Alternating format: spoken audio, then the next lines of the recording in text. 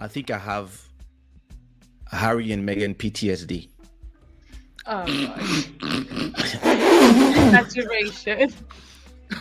Listen, But so I'm trying to be less judgmental and really more understanding of how we got there or how they got there, because actually it's none of my business.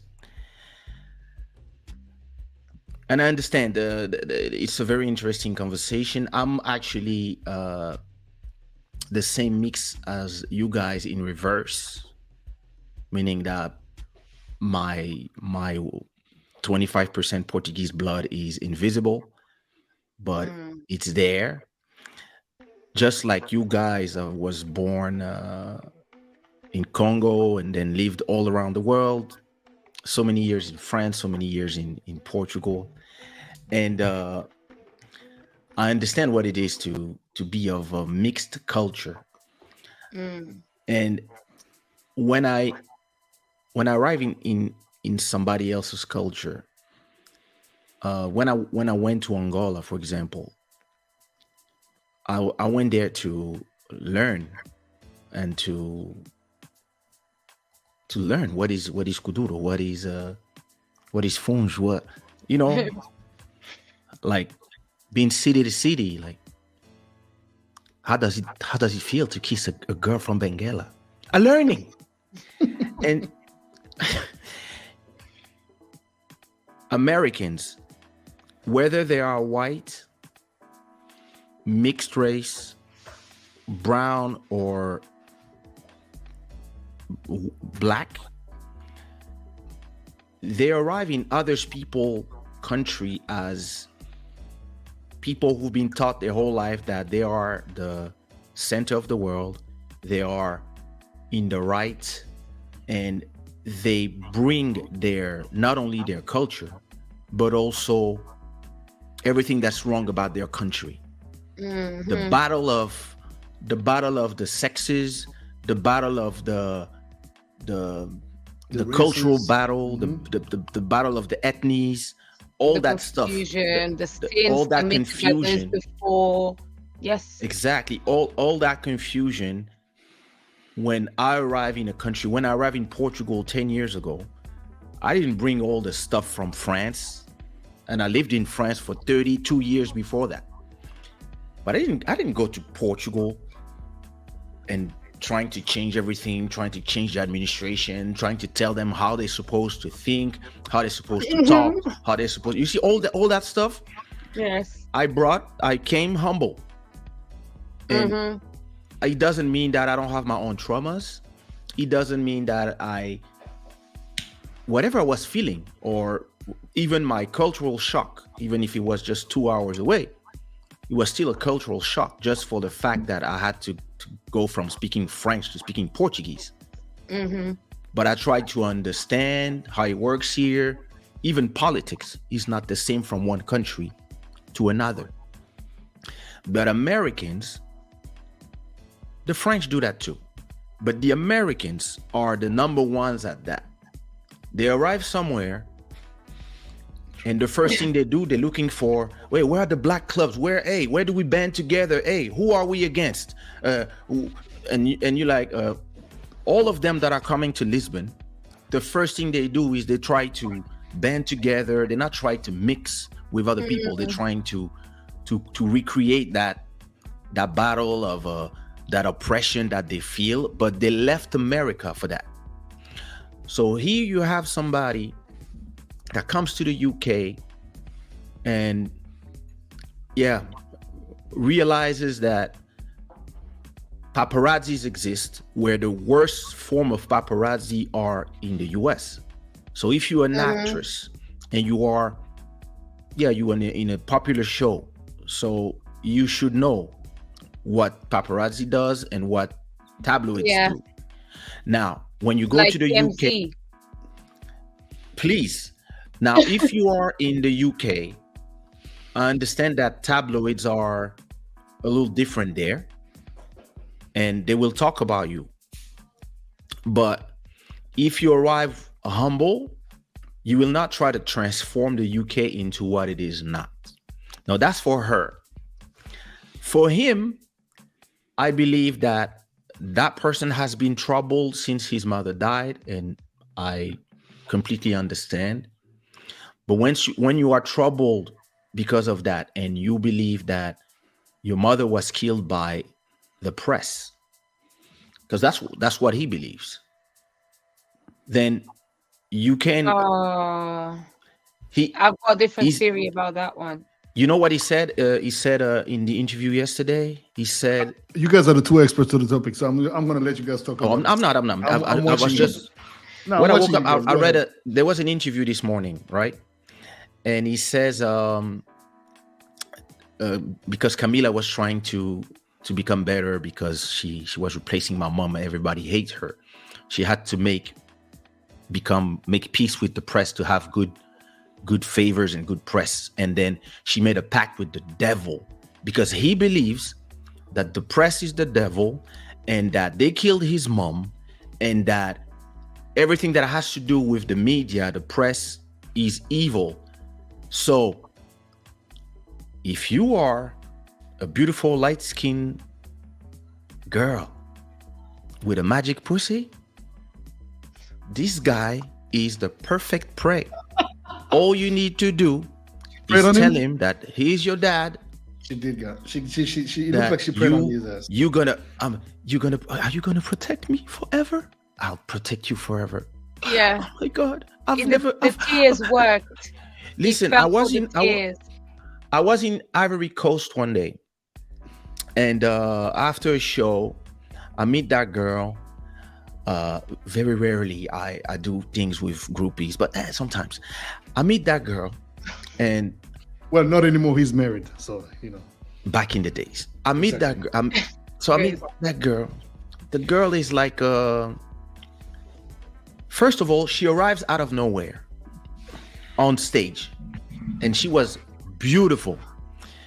And she's like, why you always go to sing for the girls on that side? We also want you, blah, blah, blah, blah. Okay, so I say, can I sing a song for you? So I sing a song for her, etc. As she's going back to the public, I tell the assistant, get me that number. So, long story short, I'm in the bed with her a few hours later, after the club, we in the bed together. Feet in the back. You know, once we done having sex, she start crying. Why? Are we gonna get demonetized because of you now? Age restriction. It's okay. Whatever. This show is all about keeping it real. YouTube knows her, so you get demonetized soon as the AI sees her face. So now. Dinalva, you see, you need to defend yourself, my dear. It's okay. No, it's all right. I let them talk. When you see my response, you'll understand. Mm-hmm. Go ahead. So, at a point, she starts crying. And I'm like, oh my God, what happened? Like, does she have any regrets? Like, what can I say? I say, what happened? Like, and she's like, I've never been so happy in my life. You were sent by heavens. Oh my God, I never felt so much pleasure and joy at the same time. Oh, listen, a little bit of my ego was like, yeah, but 90% of my intelligence was like, oh, that's a trick. That's a trick. And you know how I knew it was a trick? She had 2 iPhones. She was supposed to be poor. She had 2 iPhones, and I was like, Now, I'm a seasoned veteran. Now imagine if you are Harry. Your whole life you've been the number 2. You've been the spare, like you say in your book. Everybody always treats you like, hey, don't worry. Your brother is gonna be the king. You can develop a little bit of jealousy or a little bit of resentment, and then he has the best girls, he's the better looking one. As he said in his book, he was so happy when his brother started losing his hair because he looked less like their mom. There's a lot of what he's doing right now. He's doing like we say in French, a ciel ouvert, an open therapy for all of us to see. In reality, this is somebody who, just like Kanye West and all of these people who are more famous that they can handle, he's actually self-immolating in front of us, and she arrived exactly when he's ready to eat. Oh my God, your mom died? Protect me. You could not protect your mom? Protect me from the press, the devils. And he jumped right in. So I have a little bit, I have a lot of understanding. Hero mode. We've all been there. The guy on your right is the king of that. Whenever he sees up psychos, he wants to protect them. Hey, Keisha, moi je n'aime pas tes bêtises. No, look, Keisha, as a matter of fact, you yourself, you're one of the president of the psychos. So I learned from you how to get rid of them. You guys, no, but listen. Go ahead, Dinalva, go ahead, please. Tell me. That's the power of a woman, you know. Sometimes when you show kind of, oh, I'm scared, I'm vulnerable, that's when a man activates the whole, okay, I got you. It's me and you against the world, because he loves her. Do you know what I mean? Even the fact that he took it to Botswana or whatever, like, she responded well to wanting to learn about his world, but his world is not Africa. As much, if his world is Africa, then relocate there and take her there. But no, your world really is Britain, is these like stiff people that are like that, because that's just how they live. And you brought your wife there, you already feel like you're second best. Do you really think that the second best, bringing a black girl into the royal family, into the palace, is going to be something that they're going to like? No, of course not. They don't mix with race too much. Do you know what I mean? You're doing something very, very new. And then on top of that, before the Queen's uncle, he married a divorced American and he abdicated the throne. So this is like a repeat of history, but Harry is not really that important. He's not a king. He's never really going to be king if William does well. You know what I mean? He's number 6 on the line. Yeah, so this was something that she kind of like stirred up something that could have been handled differently, because she too is ignorant. They are both two ignorant people trying to talk on race. I have a question for you. Do you believe that maybe she thought that she struck the metal? Like, imagine, you arrive in Angola, you meet that guy in Angola, he's actually like the third son of the president, and you believe like, oh my God, I win. And in reality, there's other 2, 3, 4 levels on top of this. And because of your ambition, it's not enough for you. Because if you read that book, it's full of, our manor was smaller than them. We only had 2 rooms. They had this. So we had to spend millions to change our castle to the competition. It's a nice problem to have. And like sometimes sometimes you are with some artists. I remember one time I was at Boddhi's house, and it was just a bunch of artists in there, and everybody brought their girlfriends, their wives, and most wives were acting completely normal, and one of the wives was the new girlfriend. Somebody I just had a new girlfriend, and she was just acting extra because she felt, oh my God, like, mine is, they're richer than me. Boddhi's house is huge. We live in a studio. Like, and I don't know what she felt in her head, but all of a sudden she felt diminished, not by everything Harry brought, but the way people looked at Catherine and William and etc. And then she realized, it's not enough for me. I want to go higher. I believe there's a lot of, I don't know. I feel like on that aspect, I wouldn't put it so personally on her. If you think about it, first of all, she is a grown woman trying to marry an overgrown boy, because he still lived off the family. Daddy, my grandma, I need to ask permission from my grandma to get married. All of these things, like, you're just an overgrown child, because that's what they do in the royal family, because they keep that structure, very much so, because you have a king or queen. So he's been a child all this time. Then all of a sudden he meets a woman who's already been divorced. On top of that, she's American. She's used to glitz and glam. The houses there are big. Everything is easy.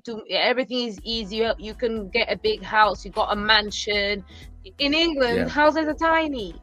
You know, you're gonna the change of life is gonna be so big that you're going to feel more miserable, not just because somebody says something about your race, but also just in your general life, you're miserable. You hate the house, it's small, it's cold, there's no beach, there's no like driving about everywhere, it's not privileged like in America if you've got money. It's not California. Yeah, you've got money, but it's tight. Yeah. So there's many reasons why she was upset. Both of them don't understand that cultural aspect of their relationship. And that's why it's failed, and they're coming out as victims, but realistically you're not victims. You just didn't know. You could know better, but you chose to come out and attack in a way that makes you look like, oh, I'm vulnerable, but you're vulnerable like sticking knives in people's backs. No, be vulnerable to say, listen, I didn't know that this was going to happen.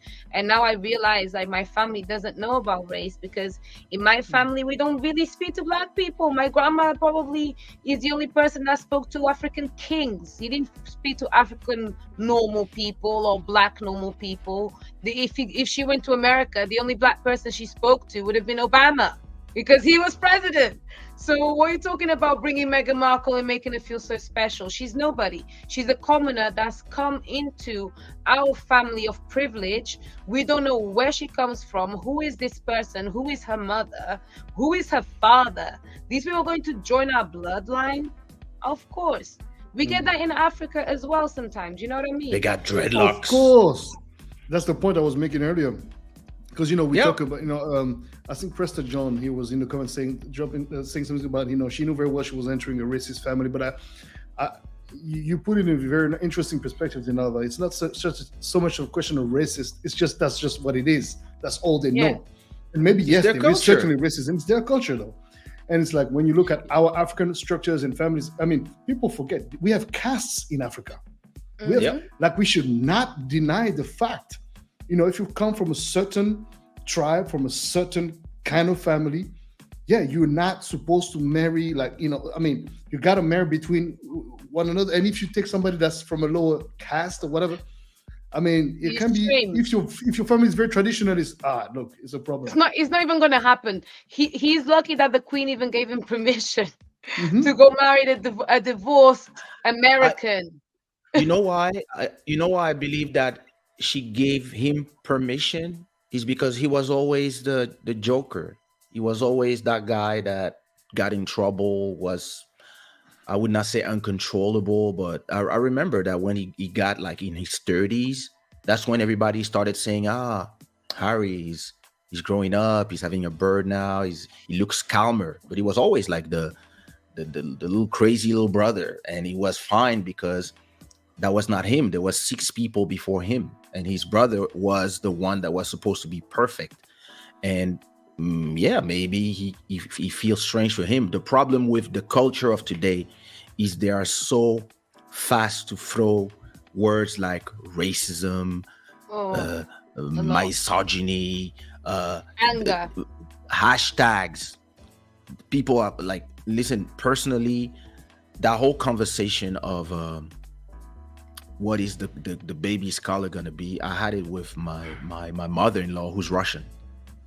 And she's white, blonde with blue eyes.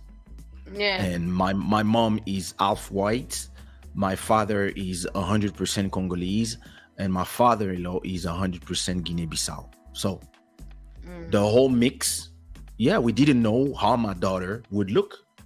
Is she gonna be like my son, who his mother is, she also has white, he has white great-grandparents, then there's Cape Verde, then there's Guinea-Bissau, then on my side it's the same, Congo and Portugal. So I was like, okay, is she gonna look like my son, or she might have green eyes, or the hair, are they gonna be like you, or are they gonna be more hard? These are questions you actually think about. It's just a normal conversation. So when I had the conversation with my grandma, I was not like, when she asked me, I wonder how she's gonna look like my first granddaughter, I can't wait to see her. I wonder, like, how she's gonna look. And me, I was like, yeah, I was asking myself the same question yesterday. So when they go to Oprah in America, where everything is about the obsession of race and putting Black people Lives against each other, so that and it was just after Dinalva, I don't like your tone. Are you trying to say that Black lives don't matter? No, I'm not saying that, but I think calm down, Boris. It's a bit of a joke, fam. Calm down, Boris. No, I'm just being provocative. You know, but yes, like when she said, yeah, there was conversation about how the kid was gonna look. I was looking at the interview and I was like, yeah, so we have the same conversation. Is that a problem? Just tell them, I don't know, they're probably gonna look like quite light. Maybe the hair will be a bit soft, but that's because she doesn't know, because she's ignorant to who she is. And exactly. That's the problem with Americans. And she comes with that thing. Exactly. She comes with that American. And because the thing is about Americans, you can be very intelligent as an American, but the more intelligent you are, sometimes also means that you're more ignorant, because you think your world is just American, the greatest place in the world, and everything else is just land of the free. Yeah, the land of the free that thinks that Africa is a country. See what I'm saying? That's the kind of people that they are. So Meghan Markle, when she came into the royal family, you think, okay, UN ambassador, she's a smart woman, good credentials. As an actress, she's relatively clean. Great. But you did not realize she's ignorant about what it means to be her color, to what it means in other cultures, in other worlds. She came very pompous, but she actually did not know a lot. And I think she fell into a trap, because she thought she was smarter than she is.